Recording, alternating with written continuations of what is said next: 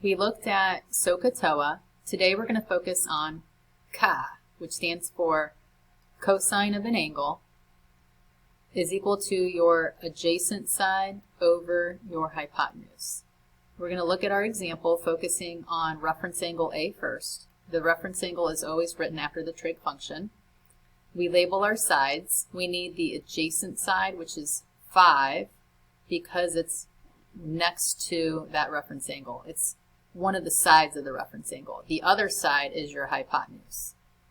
We have 5 over 13 because it's adjacent over hypotenuse. Next, we're going to compare it to using reference angle B. We have now our adjacent side is 12 and our hypotenuse stays the same. Cosine of B is equal to 12 divided by 13. Now we're going to look at how to find angles using cosine. When you're solving for angles, we have to use the inverse function to solve for angles. The other thing to keep in mind is that we have to be in degree mode. Okay, so we're focusing on CAH for cosine in SOHCAHTOA. Our reference angle is X. 52 is our hypotenuse, and 44 is our adjacent side.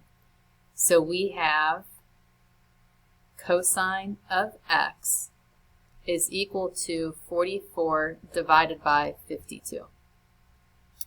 We use the inverse of cosine of 44 divided by 52 because we're solving for the angle, and then we plug that into Desmos. First thing you want to do is go to the wrench and make sure that you're in degree mode. Sometimes the radian mode will be checked, but just make sure you're in degree mode before getting started. We come over here and we type in our function, which is inverse cosine. I go to the keyboard, I go to functions, I click on the inverse of cosine, the one that has a little -1, and I'm doing 44 divided by 52. Rounded to the nearest whole number would be 32 degrees. Next, we're going to do the one right below it, and we're looking at the reference angle X.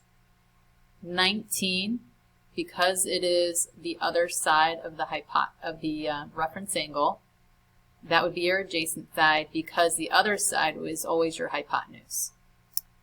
We have cosine of X is equal to 19 divided by 24. Then we have the inverse cosine of 19 divided by 24. We plug that into Desmos and we can round that to nearest degree. So we have the inverse cosine of 19 divided by 24, which is rounding to 38 degrees.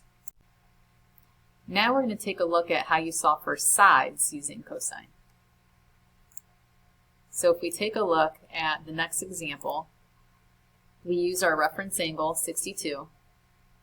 We label our other sides. So 7 is your hypotenuse.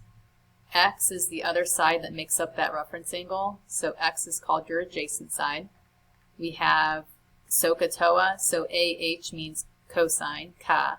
So we have cosine of 62 is equal to X over 7. We can put cosine of 62 over 1, so we can make it a fraction in order to cross multiply. When you cross multiply, the number that is being multiplied to the trig function has to get written in front of the trig function. So it would be 7 times cosine of 62 is equal to X. We just plug that directly into the calculator and we can round that to the nearest tenths place. We have 7 times the cosine of 62 is 3.3.